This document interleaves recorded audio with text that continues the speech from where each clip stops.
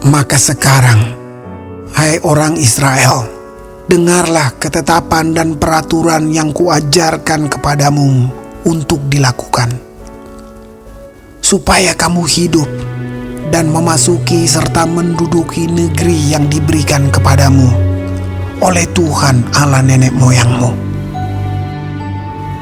Janganlah kamu menambahi apa yang kuperintahkan kepadamu, dan janganlah kamu menguranginya. Dengan demikian kamu berpegang pada perintah Tuhan Allahmu yang kusampaikan kepadamu. Matamu sendiri telah melihat apa yang diperbuat Tuhan mengenai Baal Peor, sebab Tuhan Allahmu telah memunahkan dari tengah-tengahmu semua orang yang mengikuti Baal Peor. Sedangkan kamu sekalian yang berpaut pada Tuhan Allahmu masih hidup pada hari ini. Ingatlah, aku telah mengajarkan ketetapan dan peraturan kepadamu, seperti yang diperintahkan kepadaku oleh Tuhan Allahku, supaya kamu melakukan yang demikian di dalam negeri yang akan kamu masuki untuk mendudukinya. Lakukanlah itu dengan setia, sebab itulah yang akan menjadi kebijaksanaanmu dan akal budimu di mata bangsa-bangsa, yang pada waktu mendengar segala ketetapan ini akan berkata, memang bangsa yang besar ini adalah umat yang bijaksana dan berakal budi. Sebab bangsa besar manakah yang mempunyai Allah yang demikian dekat kepadanya seperti Tuhan Allah kita setiap kali kita memanggil kepadanya? Dan bangsa besar manakah yang mempunyai ketetapan dan peraturan demikian adil seperti seluruh hukum ini yang kubentangkan kepadamu pada hari ini? Tetapi waspadalah dan berhati-hatilah, supaya jangan engkau melupakan hal-hal yang dilihat oleh matamu sendiri itu, dan supaya jangan semuanya itu hilang dari ingatanmu seumur hidupmu. Beritahukanlah kepada anak-anakmu dan kepada cucu cicitmu semuanya itu, yakni hari itu ketika engkau berdiri di hadapan Tuhan Allahmu di Horeb, waktu Tuhan berfirman kepadaku, suruhlah bangsa itu berkumpul kepadaku, maka aku akan memberi mereka mendengar segala perkataanku, sehingga mereka takut kepadaku selama mereka hidup di muka bumi, dan mengajarkan demikian kepada anak-anak mereka. Lalu kamu mendekat dan berdiri di kaki gunung itu, sedang gunung itu menyala sampai ke pusar langit dalam gelap gulita, awan dan kegelapan. Lalu berfirmanlah Tuhan kepadamu dari tengah-tengah api. Suara kata-kata kamu dengar, tetapi suatu rupa tidak kamu lihat, hanya ada suara. Dan ia memberitahukan kepadamu perjanjian yang diperintahkannya kepadamu untuk dilakukan, yakni ke-10 firman, dan ia menuliskannya pada 2 loh batu. Dan pada waktu itu aku diperintahkan Tuhan untuk mengajarkan kepadamu ketetapan dan peraturan, supaya kamu melakukannya di negeri kemana kamu pergi untuk mendudukinya. Hati-hatilah sekali, sebab kamu tidak melihat sesuatu rupa pada hari Tuhan berfirman kepadamu di Horeb dari tengah-tengah api, supaya jangan kamu berlaku busuk dengan membuat bagimu patung yang menyerupai berhala apapun, yang berbentuk laki-laki atau perempuan, yang berbentuk binatang yang di bumi, atau berbentuk burung bersayap yang terbang di udara, atau berbentuk binatang yang merayap di muka bumi, atau berbentuk ikan yang ada di dalam air di bawah bumi. Dan juga supaya jangan engkau mengarahkan matamu ke langit, sehingga apabila engkau melihat matahari, bulan dan bintang, segenap tentara langit, engkau disesatkan untuk sujud menyembah dan beribadah kepada sekaliannya itu, yang justru diberikan Tuhan Allahmu kepada segala bangsa di seluruh kolong langit sebagai bagian mereka. Sedangkan Tuhan telah mengambil kamu dan membawa kamu keluar dari dapur peleburan besi, dari Mesir, untuk menjadi umat miliknya sendiri, seperti yang terjadi sekarang ini.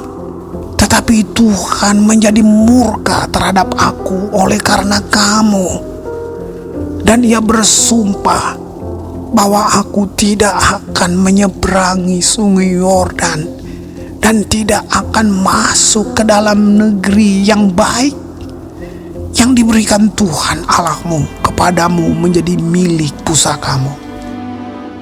Sebab aku akan mati di negeri ini dan tidak akan menyeberangi sungai Yordan, tetapi kamu akan menyeberanginya dan menduduki negeri yang baik itu. Hati-hatilah, supaya jangan kamu melupakan perjanjian Tuhan Allahmu yang telah diikatnya dengan kamu, dan membuat bagimu patung yang menyerupai apapun yang oleh Tuhan Allahmu dilarang kau perbuat. Sebab Tuhan Allahmu adalah api yang menghanguskan, Allah yang cemburu. Apabila kamu beranak cucu dan kamu telah tua di negeri itu, lalu kamu berlaku busuk dengan membuat patung yang menyerupai apapun juga, dan melakukan apa yang jahat di mata Tuhan Allahmu, sehingga kamu menimbulkan sakit hatinya, maka aku memanggil langit dan bumi menjadi saksi terhadap kamu pada hari ini, bahwa pastilah kamu habis binasa dengan segera dari negeri kemana kamu menyeberangi sungai Yordan untuk mendudukinya. Tidak akan lanjut umurmu di sana, tetapi pastilah kamu punah. Tuhan akan menyerahkan kamu di antara bangsa-bangsa, dan hanya dengan jumlah yang sedikit kamu akan tinggal di antara bangsa-bangsa kemana Tuhan akan menyingkirkan kamu. Maka di sana kamu akan beribadah kepada Allah buatan tangan manusia, dari kayu dan batu, yang tidak dapat melihat, tidak dapat mendengar, tidak dapat makan, dan tidak dapat mencium. Dan baru di sana engkau mencari Tuhan Allahmu dan menemukannya, asal engkau menanyakan Dia dengan segenap hatimu dan dengan segenap jiwamu. Apabila engkau dalam keadaan terdesak dan segala hal ini menimpa engkau di kemudian hari, maka engkau akan kembali kepada Tuhan Allahmu dan mendengarkan suaranya. Sebab Tuhan Allahmu adalah Allah penyayang. Ia tidak akan meninggalkan atau memusnahkan engkau, dan Ia tidak akan melupakan perjanjian yang diikrarkannya dengan sumpah kepada nenek moyangmu.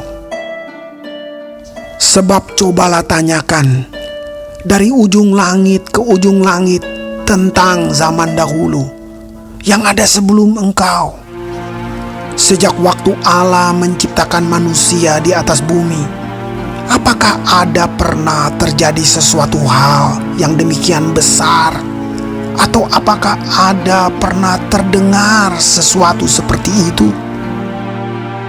Pernahkah suatu bangsa mendengar suara ilahi yang berbicara dari tengah-tengah api seperti yang kau dengar dan tetap hidup?